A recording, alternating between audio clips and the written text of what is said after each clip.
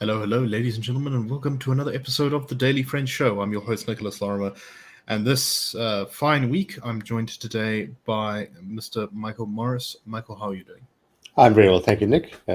Marveling, as you were commenting a little earlier, at how the year is almost up, but nevertheless, we're still in harness and still hard at it. Indeed, we are almost in November, and the show will end, I think, just at the end of November for the year. So we've got about a month of Daily Friend left. We're also joined by Mr. Marius Roodt. Marius, how are you doing? Right to you guys. Yeah, not too bad. Things are much better now that it's rained a little bit in Johannesburg. The air doesn't feel like the sort of sweltering inside of an oven, which is always appreciated. But anyway, things are afoot in the nation at large and the world at large. I'm sure we'll have Herman back on the show at some point to talk a little bit about the continuing shenanigans in the UK, where it looks like I think by the time this show basically is watched by most people, we might have Rishi Sunak as the new PM, but that's still to be decided. Okay, first story today, very important one, I think. We've been talking a little bit on the show about the new Electoral Amendment Act, and Marius, I just would like you to, once we get started, to have a little rundown of that and what it is and why it's such a terrible thing. But joining the IRR and many other civil society organizations in opposition to the new Electoral Amendment Act is former President Thabo Mbeki, who was speaking with Vali Musa and some other public figures recently, I think it was over the weekend, saying that the ANC was putting its own interests above democracy. And so this is what Mbeki said, quote, "When the matter was discussed at the National Executive Committee, the NEC, not long ago, you have members of the NEC of the ANC saying we must write the electoral law so that the ANC wins. Comrades cited example to reinforce this point. How can the ANC design electoral policy so that it wins? The ANC must design an electoral policy to advance the democratic revolution. It tells you something about what happened to our leadership when you have people sitting in the National Executive Committee who think the ANC can design policies just to benefit itself." It was also described by Vali Musa as a completely irrational piece of legislation. So, Marius, do you maybe just want to take us through what the bill would actually change and why we're so upset about it? Yeah, so this bill was introduced because in 2020, there was a constitutional court case where some people approached Constitutional Court and said they want to be able to stand as independents when they run for Parliament or the non-provincial legislatures. As it stands at the moment, you can only, if you want to stand for one of those bodies, as I say, Parliament or non-provincial legislatures, you have to be a member of a political party. You can't run as an independent, which you can do at a municipal level. So the Constitutional Court told Parliament that gave them 2 years to amend the Electoral Act to allow for independents to run. But the government was sitting on its hands, and Parliament, they didn't really. They waited until the last minute before they started actually doing anything about it. And the new electoral system that has been proposed in the Electoral Amendment Bill, it just bolts independence onto a proportional representation system, which is what we have. But it's just logically it doesn't work. Independents are significantly disadvantaged against people who are going to be running as members of political parties. The threshold that independents also, if they want to stand, they have to get something like 20,000 signatures, where a political party, if they want to be recognized by the IEC, they don't even have, I think a political party only needs 500 signatures, something like that. So it's a very bad system. It doesn't really make any sense. Also, the way some of the formulas work out, it's possible now that a political party could get 46% of the vote, but actually win more than 50% of the seats in the legislature. So that's also quite problematic. So that's why a lot of people are thinking. I wonder which political party that might be in 2024. Exactly. Yeah. So I don't think that's something that was actually put in on purpose. I just think it hasn't been thought through, and it's a really poor system. The only way that that would be able to work out if one independence in a proportional representation system is the kind of system we use at municipal level, where you get somebody who represents your area, and then you get another vote for a political party, and then the political party they get given seats to ensure that the proportion of the vote matches the proportion of the seats they hold in the municipal council in the case of South Africa, or Germany. It's also the same system that Germany uses, New Zealand uses it, Lesotho also uses it. So it's a fairly easy system to understand, but unfortunately, there's no time now before the next election to draw up constituencies and all that kind of thing. So yeah, there's going to be a problem. Already a couple of organizations say they'll probably go to court if the electoral amendment bill does get passed and become an act, and that could cause some problems. We're going to have some compromise. I think probably what's most likely is, because I'm pretty sure that there will be a court challenge and will be found against government. And I think probably the most compromise, we're probably going to have to make some kind of compromise, which means we'll probably have to run the 2024 election under the current system, with a guarantee that a new system is implemented by 2029. But yeah, who knows what's going to happen with this government? It's always interesting. Yeah, I must say I'm generally more willing to attribute to incompetence than to malice. But after Mbeki's comments here, I must say, I really think that this is some pretty clear suggestion that if indeed people inside the NEC were saying this, the ANC did deliberately write the system in such a way as to benefit themselves here, which is very concerning because, the maintenance of proper, clear, democratic systems are extremely important to the functioning of the country. Michael, what do you make of all this? I mean, it's a pretty big thing, I think, for the former president of the ANC to come out and basically say that they're writing the election law to benefit themselves. It is. And, just noting Victoria Coney's comment a moment ago, which you flighted on the screen, if you rig a law to benefit yourself in elections, then how is that democracy?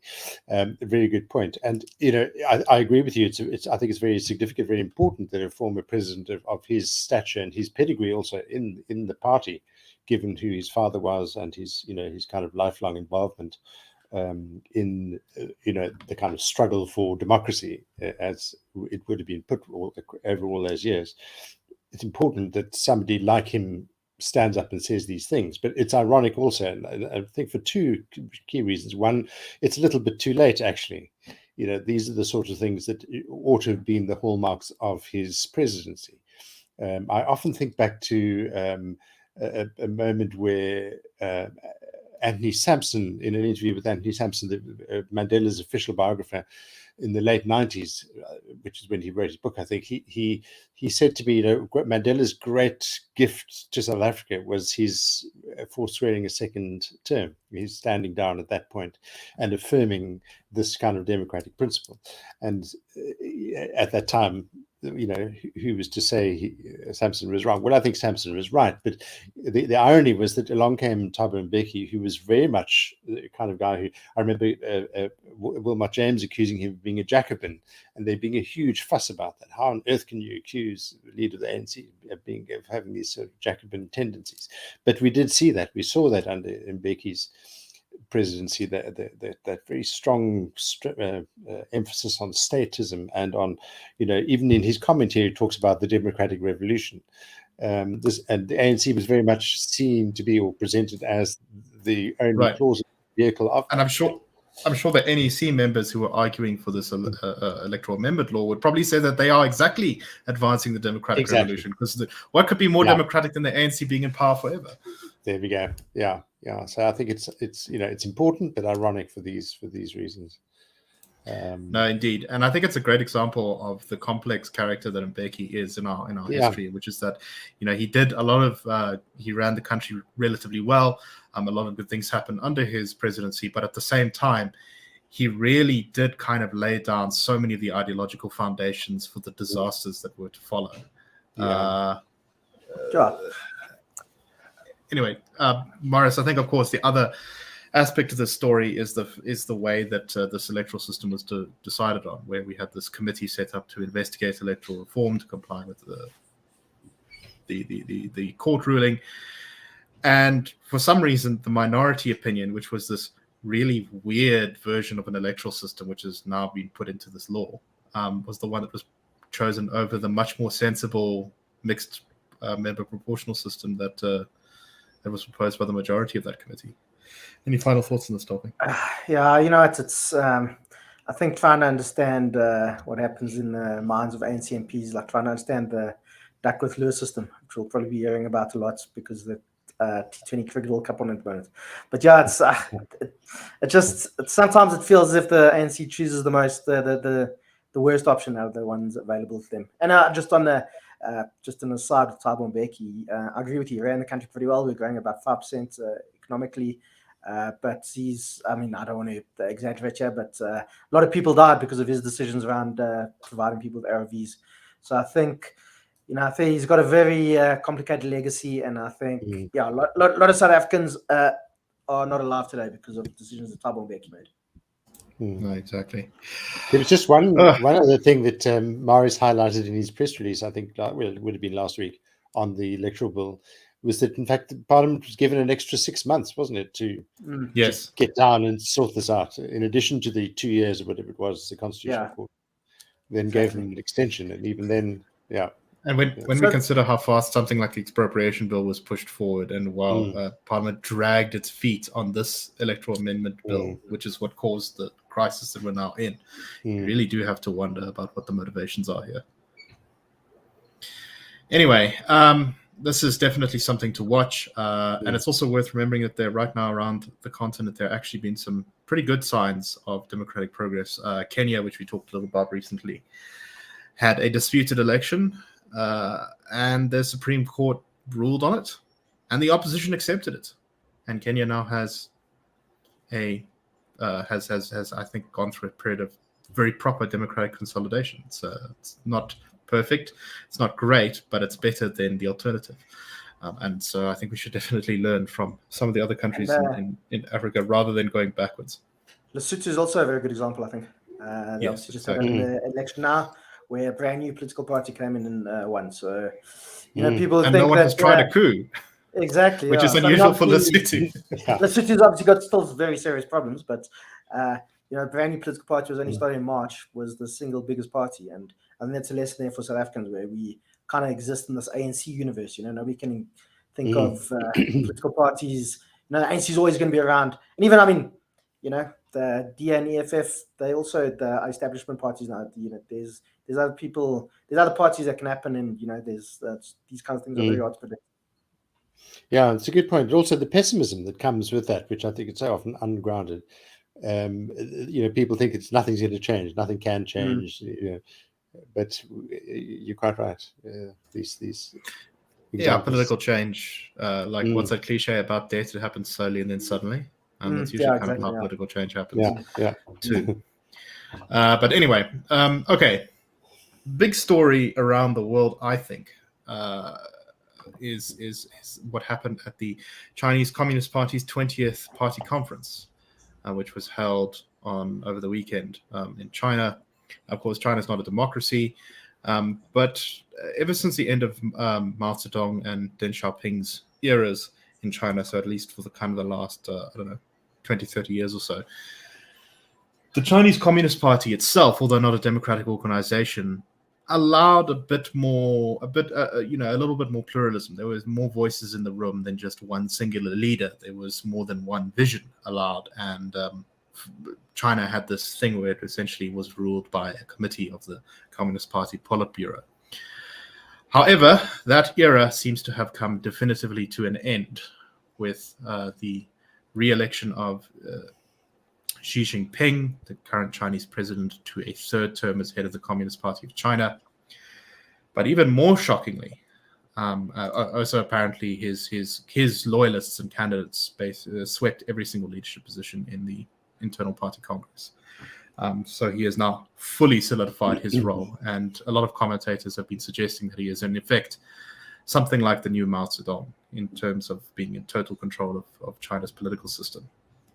But more shocking than that was China's former president, Hu Jintao, who has become very disempowered in the Chinese Communist Party over the last couple of years since Xi Jinping came to power, was unexpectedly and kind of out of nowhere in front of the whole world, in front of cameras, in front of everyone watching in the middle of this Communist Party conference, which tends to be a very choreographed and planned out event, was dragged away by security guards. Now, the official statement is that he was feeling ill and so had to be helped to another room to recover. However, if you watch the video, it's very, very clear that he is being taken against his will by a number of security guards. And at one point, there's a sort of poignant moment where he's seated next to Xi Jinping as he's kind of being taken out by the security guards, and he taps Xi Jinping on the shoulder and tries to say something to him. And Xi just kind of looks at him sort of as though he's like an annoying fly and then just ignores him, which is kind of shocking. I think because this is really, to my mind, Xi Jinping saying to the Communist Chinese Party and the world at large, this is my predecessor, a very successful former president of China. And I can have him arrested in front of the whole world and no one can stop me. Michael, your thoughts on this whole episode? I think you've characterized it exactly right. It's that chilling dispassion that he displays in the course of that. I don't know, it must be more than a minute of that video that I saw on the BBC yesterday, and it's worth looking at. I mean, it goes on a long while. You can hear banks of cameras. The shutters aren't not a thing these days, but the cameras still make clicking noises. You can hear the sort of comments of the press corps. There's this you kind of conscious of this sheer weight of global attention directed on this poor unfortunate man who clearly doesn't want to leave his seat. Eventually does, and as you say, he attempts to somehow engage with Xi sitting right next to him, who is the picture of icy dispassion throughout the entire episode, and the entire Politburo behind them, all watching also. And I think you're quite right. It is a perfectly staged demonstration of one man's determination to be the most powerful person of this huge country. I saw that the Guardian, the way they put it is that Xi's performance over the weekend tilts China back towards one man rule after decades of power sharing among the elite, and clearly who is seen as somebody who represents another kind of leadership, and how extraordinary that Xi managed to pull this thing off.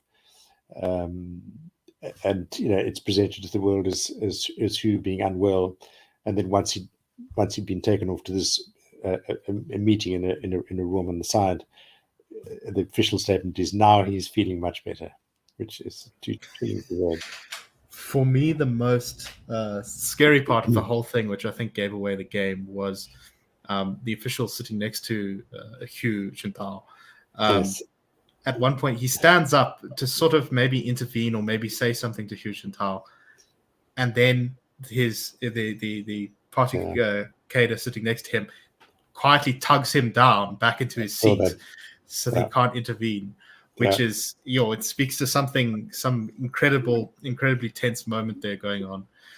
Marius, what do you make of this? It's difficult to sort of follow, because of course China is such a closed society, particularly the upper echelons of the Communist Party. But this to me suggests that Xi is a bit of a loose cannon, and I worry then what that means for the rest of the world, particularly for a country like Taiwan. Yeah, just reminds me of an old joke though. Who's the former president of China? Yes, that's right. Yeah.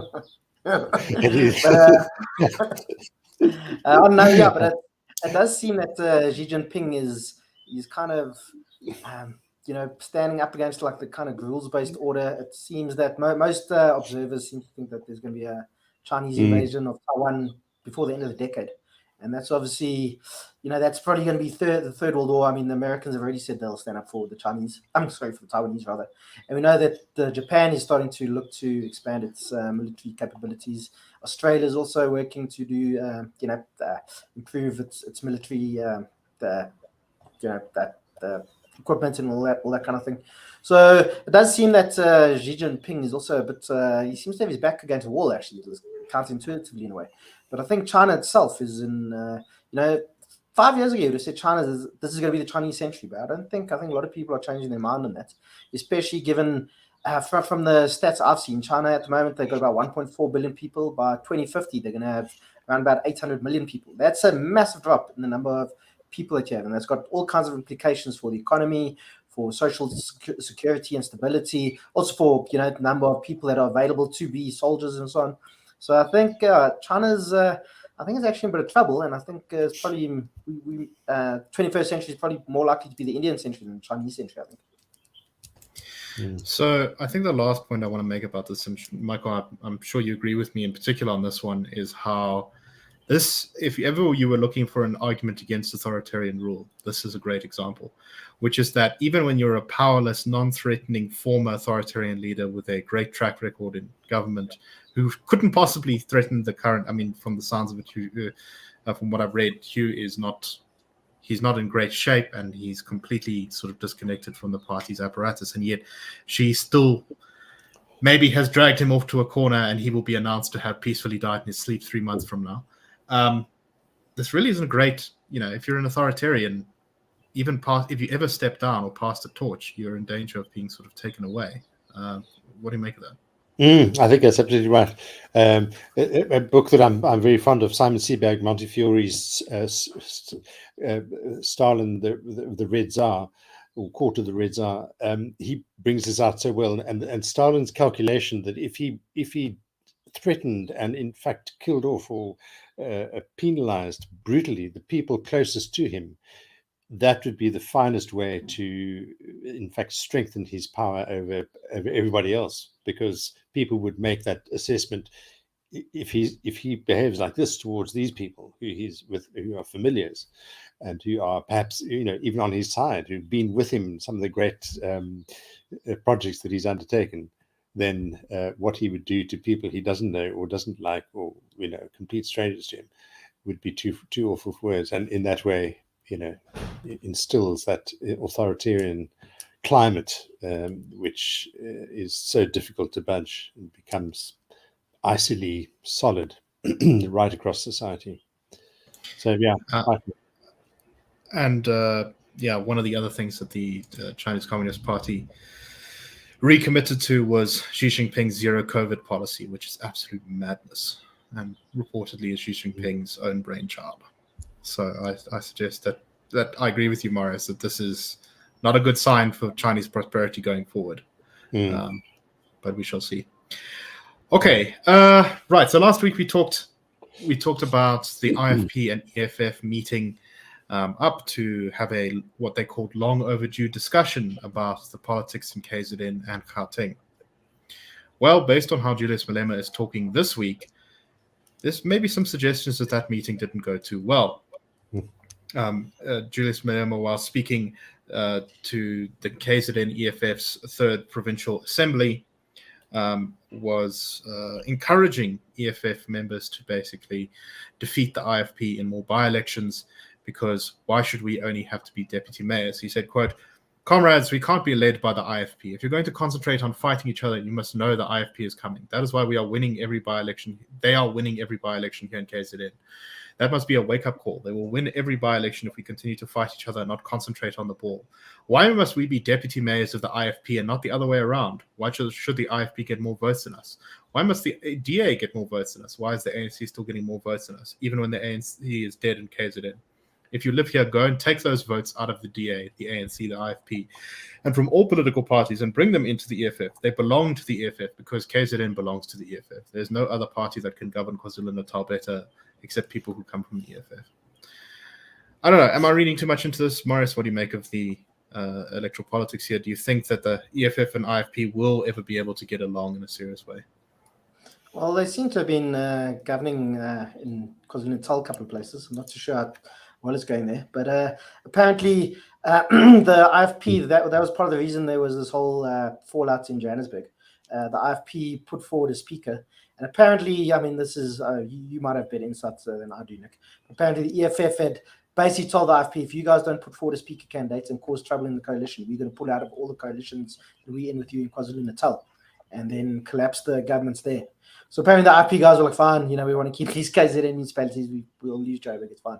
So, but there definitely does seem to be some tension, but also just the way this kind of rhetoric, it's, the votes don't belong to any political party. They lend to political parties. And also the way, Julius Malema talks, they must go get taken from these other political parties. Maybe you're also reading a bit too much into it, but it's really, I don't like that kind of rhetoric. And Julius Malema has been saying some really crazy things recently. But just on the point, on the issue of EFF, they actually won a by-election in Mpumalanga last week. They actually did pretty well in places in Nkomazi, which is Malalan, in eastern Mpumalanga. So, and EFF did do pretty well in KwaZulu-Natal the last couple of elections there. So, whether we like it or not, if the ANC does get voted out in KwaZulu-Natal, it's probably going to have to be some kind of coalition of the IFP, DA, and EFF to be stable. But we know that EFF has made it pretty clear they're not a stable or a trustworthy coalition partner. No, definitely. And I think they have quite a lot of strategic acumen in manipulating coalitions, but that's also partly because they've managed to perfect this model of directing patronage resources without being in government. I know that there was like some of this that happened in the 2016 government of Joburg, when the DA was not in technical coalition with the EFF, but was sort of cooperating with them. And it involved the EFF saying to the DA, hey, if you don't appoint this candidate, then we'll collapse your government. And from the sounds of it, at least some of the time, the DA caved. Now, that was back then, and they say that they're unwilling to do it this time. Another story kind of vaguely related to this is that, according to a report in Times Live, Mpho Palatse went to the DA leadership with a plan to retake Joburg, but in making some concessions to the EFF and working with them. Apparently, the DA senior leadership rejected this plan, which means that the DA will stay in opposition in Joburg. Michael, what do you make of all of this going on? I mean, I completely agree with Marius. The parties make a big mistake when they begin to think of possessing voters or votes. That it's really up to them to convince the voters to dispense with their support or not. And the other thing, which I think is so true these days, is all this is playing out very visibly in a way that even 10 years ago wasn't really the case. But politics has become this terrifically visible kind of immediate affair. As soon as something happens, it's on Twitter before parties can even begin to spin it their way. People are making up their minds, and people don't like, generally speaking, being told that they belong to one or another political party, or they must do this or do that. And I think it stiffens the kind of electoral resolve we were talking about earlier, talking about the Electoral Act. And I think, yeah, I mean, this is very true. It'd be interesting to look at that case where the EFF won that seat in Malalan. What the particular dynamics there are. Presumably, I would have thought that they have a candidate who people like for whatever reason. Maybe he's doing a good job, or he's done a couple of right things. But I think that's really ultimately what it is always going to come down to, is that these parties get a bit too big for their boots. People don't like it, and they rather choose parties who are looking at solutions, fixing water, fixing electricity, fixing services, and so on.